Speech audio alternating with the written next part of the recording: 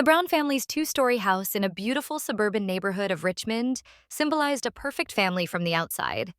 With its red brick exterior, white window frames, well-maintained lawn, and colorful flower beds, neighbors considered it a picture-perfect home in every season. Claire Brown sighed deeply as she looked at the high school student files spread across the kitchen island counter. A woman of delicate beauty and gentleness, she had worked as a counselor at Albert High School for over 10 years and earned tremendous trust from her students. "Stop bringing students' casework home." Harold Brown's low, grave voice interrupted her thoughts. Harold was a leading real estate developer in the area, respected in the community for his career and charisma. Standing over 6 feet tall, his presence stood out in any room. He wore expensive suits with ease and exuded the confidence of a successful man. "I'm just preparing for tomorrow's meetings," Claire answered with a smile. "I'll put them away soon." Harold leaned against the kitchen counter, holding a glass of whiskey. "You're too kind. You sacrifice too much of your time for those troubled kids." Claire said nothing.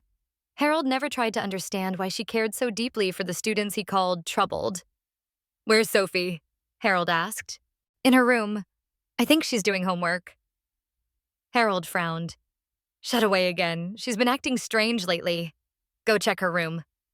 Claire frowned. "She might be busy right now, and she's a 15-year-old girl. She needs privacy, too." "There's no privacy in this house." Harold's voice was cold, leaving no room for discussion. "Go check on her." Claire nodded silently, putting away her papers and choosing to obey to avoid an argument with her husband. She had long believed that maintaining peace in the home was her responsibility. Sophie's door was closed. Claire knocked gently. "Sophie, may I come in?" When there was no response, she opened the door quietly. In the dimly lit room, Sophie was lying on her bed, wearing a plain, simple t-shirt and sweatpants. She was looking at her smartphone, but immediately darkened the screen when her mother entered. "Are you okay?" Claire asked worriedly. Instead of answering, Sophie curled up. Her long brown hair covered her face, hiding her expression. "My stomach hurts." Claire sat on the edge of her daughter's bed again. "That's the third day. Do you have a fever?" She reached out to touch Sophie's forehead, but her daughter pulled away. "No fever. I just don't feel well." "What about food? Do you want to eat something? I could heat up some soup." Sophie shook her head slightly. "Not hungry." Claire looked around the room. The walls that were once decorated with bright colors and photos of friends were now bare. Her once cheerful and outgoing daughter had changed into someone else entirely in recent months. Her grades had dropped, she no longer spent time with friends, and she stayed shut in her room at home. "How was your English test last week?" "Got a C," Sophie answered vaguely. "A C? You always got A's in English. What happened?" "Don't know. Just couldn't concentrate." Claire felt Sophie's body tense as Harold's footsteps echoed in the hallway. He stood in the doorway with his arms crossed, saying, "She's sick again." Irritation seeped into his voice. Claire looked up at Harold. "Her stomach hurts. It's been going on for days now." "Teenage make-believe," Harold said callously. "She just wants attention. Don't use illness as an excuse for your falling grades." "Harold, she really—" "Enough." He cut off his wife's words. "Don't coddle her. When I was her age, I didn't miss school even when I had a fever. Teach her toughness." Sophie remained silent, facing the wall. Claire placed her hand on her daughter's shoulder, but Sophie didn't move.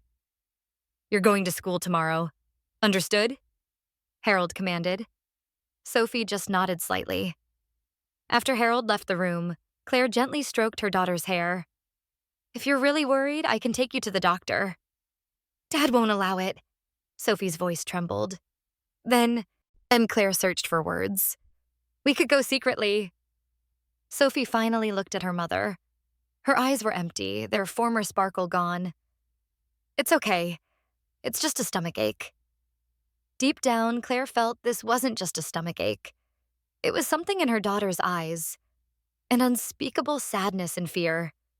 But she couldn't see the cause. "You can tell me anything," Claire whispered. "There's nothing to tell."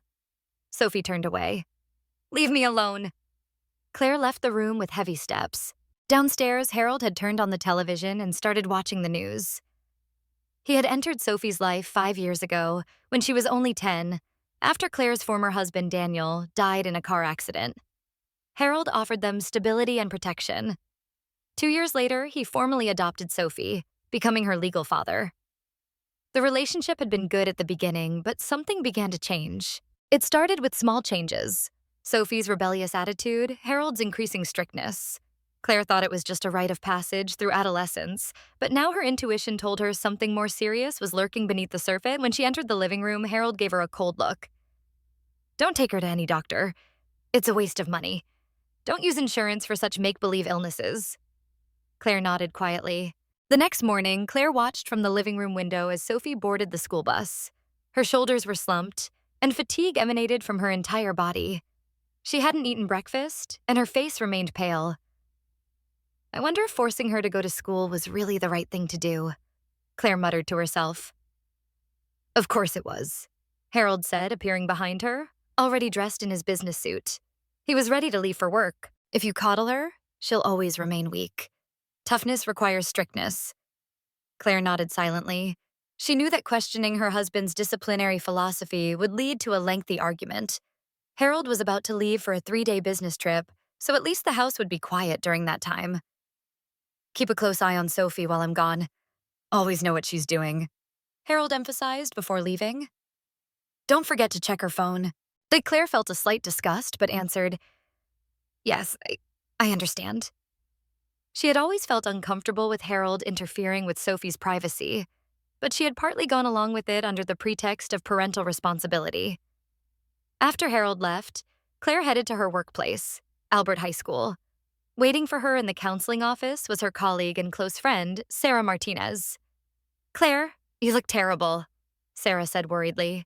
"Another all-nighter with casework?" Claire managed a tired smile. "No, I'm worried about Sophie." Ho moved to the back of the office where other staff couldn't hear them.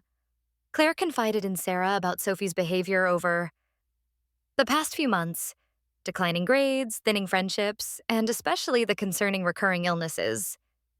"Harold says it's just make-believe. He won't even let me take her to a doctor." Sarah's expression darkened. "What? That's strange. It's about her health." "He calls it a waste of money, but I think Sophie is really sick. Nausea, stomach pain, loss of appetite. And more than anything, there's no light in her eyes." Sarah took Claire's hands. "Listen, Claire, you've helped hundreds of children as a counselor. But it's strange that you can't help your own daughter now. A child's health comes first. You should act on your own judgment." Tears welled up in Claire's eyes. Sarah's words expressed the voice deep within her own heart. "Without Harold's permission?" Claire asked. "Harold's away on a business trip, right? That's your best chance. Take Sophie to the hospital. As a mother, that's your right and duty." That afternoon, Claire called Sophie's school and had her dismissed early, citing illness. "Mom, what's going on?" Sophie looked surprised to see Claire waiting at the school's main entrance. "We're going to the doctor," Claire said with determination. Sophie anxiously looked around. "But Dad's on a business trip, and your health comes first."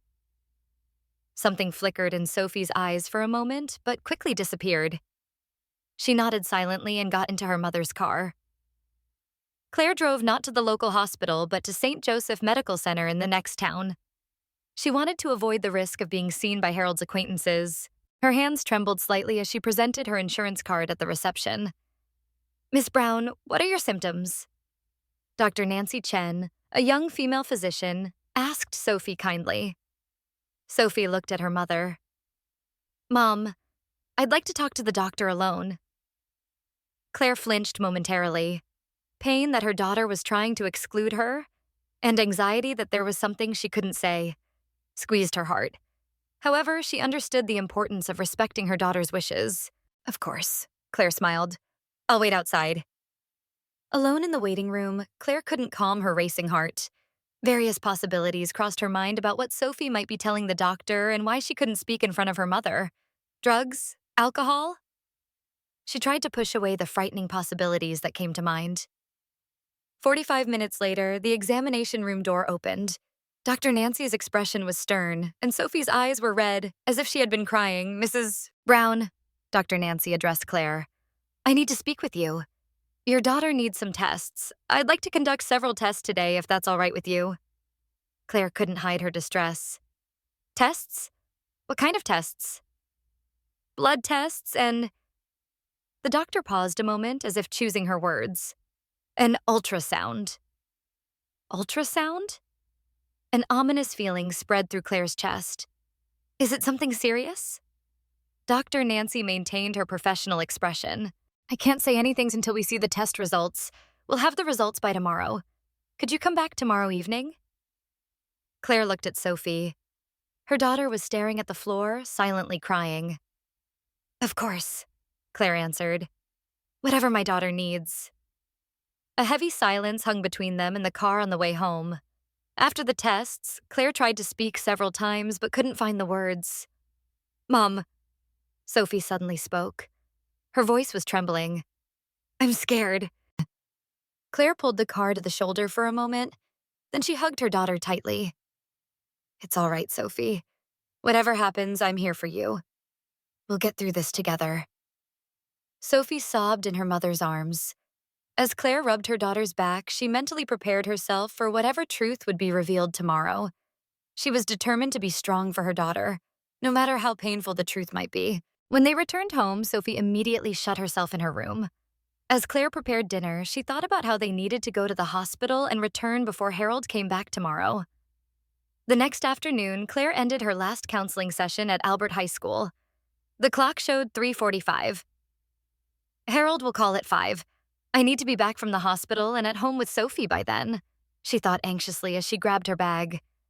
Claire, Sarah stopped her. Are you okay? Claire exhaled shallowly.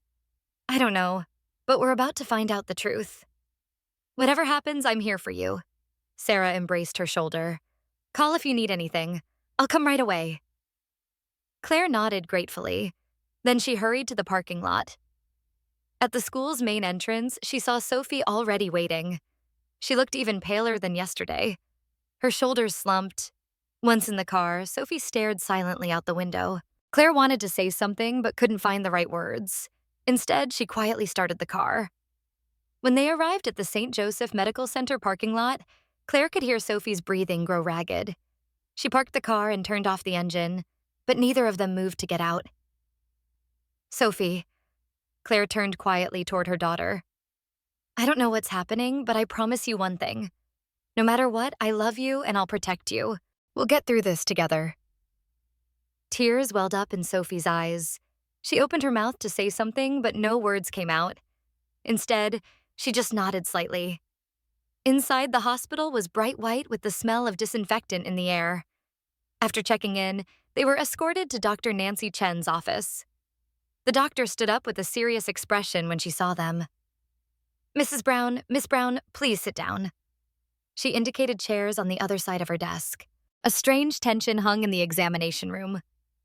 Dr. Nancy stared at her computer screen in silence for a few seconds.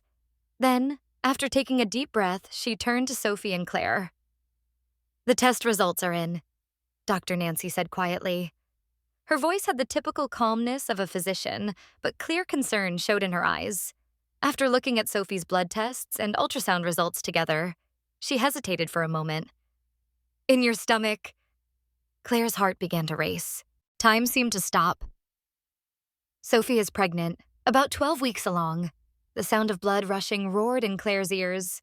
A cry escaped her lips. Seeming to come from so far away, she barely recognized it herself.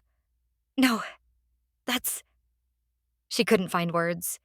Sophie covered her face with both hands, bent forward, and broke down crying. Claire automatically put her arms around her daughter, but she herself was trembling. I understand how you feel, Dr. Nancy said quietly. This is an extremely difficult situation. Sophie is only 15. In Claire's mind, countless questions whirled. How, when, and the most terrifying question, who? Who? Claire forced out from the back of her throat. Who did this to you? Sophie couldn't answer, just kept crying. Dr. Nancy stood up and said quietly, Let's talk in another room. A nurse will stay with Sophie. Claire nodded vaguely. Though she didn't want to leave Sophie, she understood the need to calm down. A nurse entered the examination room and gently placed her hand on Sophie's shoulder. Claire stood up weakly and followed Dr. Nancy, entering a small consultation room. The doctor closed the door and faced Claire. "First, take a deep breath," she said quietly. Claire did as told, inhaling a shaky breath. "In situations like this, there are various options," Dr. Nancy continued. "There's still time, but whatever choice you make, Sophie's mental care takes priority." Claire finally found her voice. "I don't understand. She hardly goes out. She didn't have a boyfriend, just back and forth between school and home." "Mrs. Brown," Dr. Nancy's voice softened.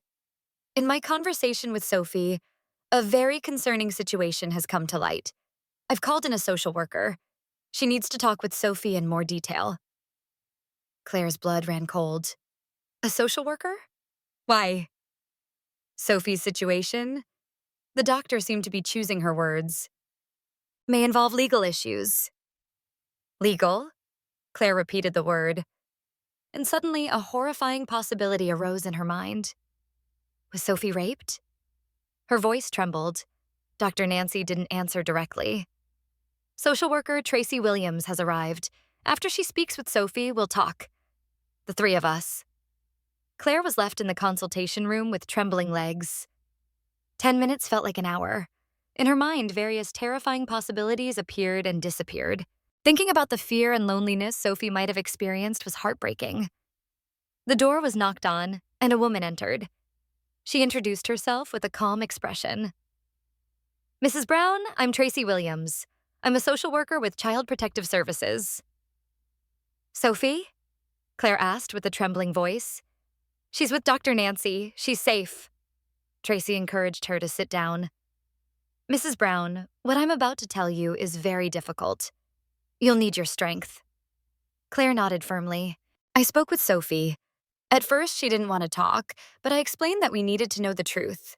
For her safety and to provide appropriate support," Tracy said quietly. "Sophie says she has been sexually abused, for about a year." "For a year?" Claire's expression showed disbelief. "By whom? A teacher? A coach?" Tracy exhaled deeply. "Your husband, Harold Brown." Claire's world collapsed. She shook her head violently. "No, that's a lie. Harold is her father. He even adopted her. He wouldn't do such a thing." "Merci, Mrs. Brown," Tracy said quietly, but firmly. "In our experience, it's very rare for children to lie about such serious allegations, especially when they can provide detailed explanations. But," Claire's voice was hoarse, "why didn't Sophie tell me?" "Sophie did tell us. She was afraid of hurting you. She said Harold threatened that if she spoke, it would hurt her mother and that no one would believe her." Tracy's voice was gentle. "Furthermore, she herself didn't want to break the family." Intense pain shot through Claire's chest. Guilt for failing to protect her daughter and anger toward her husband overwhelmed her. Her body was shaking uncontrollably. "We need to report this to the police now," Tracy said. "Ensuring Sophie's safety is the top priority." "Harold is on a business trip. He's coming back tomorrow," Claire answered mechanically. "That's good," Tracy said. "You and Sophie need to move to a safe place. Do you have relatives or trusted friends you could stay with?" Sarah's face appeared in Claire's mind. "Yes, I do." "Excellent." Tracy smiled gently. "A police officer will record statements from you and Sophie. After that, you'll move to a safe location. Meanwhile, an arrest warrant for Harold will be issued." Though Claire's mind was in chaos, one thing was clear. She had to protect Sophie. Now that she knew her husband's true nature, all her maternal instincts had awakened to protect her daughter. "Let me see Sophie." She stood up. Tracy opened the door and escorted Claire to Dr. Nancy's examination room. Sophie sat in a chair, her eyes red and swollen. When Claire entered, Sophie shrank back fearfully. "Sophie," Claire said with a trembling voice. "I'm sorry, Mom couldn't protect you." Tears welled up in Sophie's eyes again. "I wanted to tell you, but I was scared." Claire rushed over and hugged her daughter tightly. They cried in each other's arms for a long time. No words were necessary. That embrace contained all their love, apologies, and understanding. "It's going to be okay now," Claire whispered as she stroked her daughter's hair. "I won't let anyone hurt you anymore. Mom will definitely protect you." "I deal with children's problems every day. Families of victims often don't notice until the end," Sarah answered, "especially when the perpetrator is respected and trusted. Harold was a role model in the community. No one suspected." That afternoon, Detective Carter visited Sarah's house, a middle-aged black man with a calm but firm demeanor. "Mrs. Brown," he addressed Claire, "the interrogation of suspect Harold Brown has begun. He is currently denying all charges." Claire couldn't contain her anger. Despite the evidence? Despite Sophie's testimony and the photos? "This is a normal response," Detective Carter explained calmly. "However, the evidence is very strong. DNA testing will also be conducted." Sophie came downstairs. She seemed tense seeing the detective, but sat next to Claire. "Dad, Harold?" Sophie asked in a small voice. "He's been arrested." Claire took her daughter's hand. "He can't hurt you anymore." Detective Carter smiled kindly at Sophie. "Miss Sophie, you are very brave. It took great courage to tell the truth. Thanks to you, justice will prevail." Sophie raised her face slightly. In her eyes, a light that hadn't been seen for a long time began to return. "Have you learned anything about Harold's motives from the interrogation?" Claire asked in a trembling voice. Detective Carter took a deep breath. "It's still early, but his behavior pattern shows typical characteristics of a controller. He seems to have used his position as a stepfather to satisfy his sense of ownership and desire to control Sophie." The detective continued. "Also, initial interviews with the psychologist suggest that the suspect had strong jealousy toward Sophie's biological father. It's possible that as Sophie entered puberty and began to resemble her real father, it triggered him." Claire couldn't stop trembling. She was beginning to understand what kind of man she had chosen and trusted.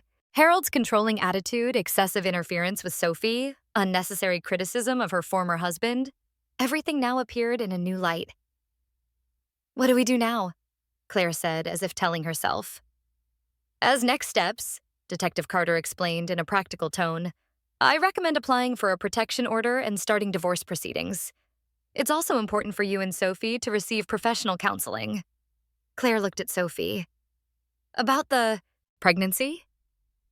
Tears welled up in Sophie's eyes again.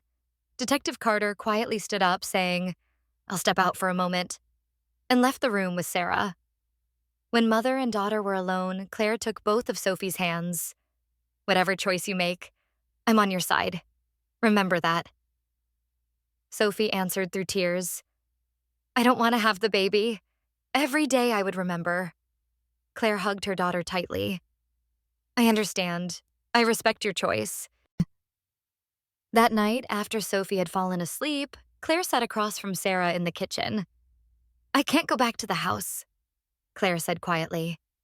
"Everything there reminds me of Harold." "You can stay here for a while." Sarah held her friend's hand. "Until you take your next step." Determination shone in Claire's eyes. "Sophie and I need a fresh start. It will take time for her wounds to heal, but we'll get through this together." Sarah nodded. "You're a strong mother, Claire. There will be many difficult things ahead. The trial will be painful too. But you and Sophie will surely build a new life." On a cold February morning, Claire and Sophie climbed the courthouse steps. Today was Harold Brown's final sentencing day. "Ready?" Claire asked, holding her daughter's hand. Sophie nodded. Since that day 4 months ago, she had gradually changed. She had received professional counseling, participated in support groups, and above all, the new bond built with her mother had supported her. Inside the courtroom, all was quiet. When Harold was brought to the defendant's seat, Claire saw him for the first time in months. The husband who had once been full of dignity and confidence was gone. Instead, there was a man with a haggard face and empty eyes. Harold had initially denied all charges. However, Sophie's DNA test confirmed his paternity, and the photos and messages discovered on his phone were irrefutable evidence. After the preliminary hearing, he eventually agreed to a plea deal. Still, Sophie chose to testify in court. She wanted to give courage to other children in similar situations by sharing her experience. Defendant Harold James Brown, Judge Claire Saunders said in a solemn voice, "You have pleaded guilty to sexual abuse of a minor, possession of child pornography, and incest." The judge looked sternly at Harold. "This is an extremely despicable crime that has inflicted permanent wounds on the victim's life. Your act of using your position and authority to abuse a child you should have protected deserves the harshest condemnation." A heavy silence fell over the courtroom. "This court sentences you to 25 years in prison. Possibility of parole begins after 18 years. Claire embraced Sophie's shoulders. Between them flowed relief, and a sense that one chapter had ended. Outside the courthouse, spring sunshine greeted them. 3 weeks ago, they had left this town and moved to a small town called Sedville, 100 miles away. Claire had secured a position as a counselor at a local school, and Sophie had begun attending a new school. "Mom," Sophie suddenly said, "I want to speak at the support group about my experience." Claire looked at her daughter in surprise. "Really? That's a very brave decision." Sophie smiled slightly. "It might help someone. The counselor said silence only protects the perpetrator." Claire hugged her daughter. Her heart was filled with pride and love. This past year had been hellish for them, but through that suffering, their bond had grown stronger than ever. As they got into the car, Claire thought, a true family isn't about blood relations, but about relationships where people protect and respect each other. The road ahead would certainly not be smooth, but they would move forward together, one step at a time, toward a new life.